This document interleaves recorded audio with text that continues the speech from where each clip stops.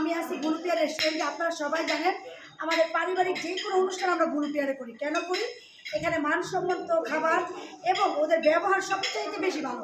খাবার তো ভালোই, কিন্তু এর এই স্টাফদের ব্যবহার এত ভালো, এটা আমি আসলে প্রশংসা করছি। কেন? আমি মিথ্যা প্রশংসা কখনো করি না। যে ওদের ব্যবহারের কারণে আমি গত 10 বছর যাবত এখানেই খাওয়া দাওয়া করি। তো আলহামদুলিল্লাহ আপনারা চলে আসবেন এবং আমার নাম বলবেন, ডিসকাউন্ট পাবেন। তো আমাদের সাথে আমাদের হাবিব ভাই কিছু বলতে চান, খাওয়াটা শেষ করে নিতেন। আমি আসলে আসছি আমার বান্ধবী রেহানার মেয়ের বার্থডেতে।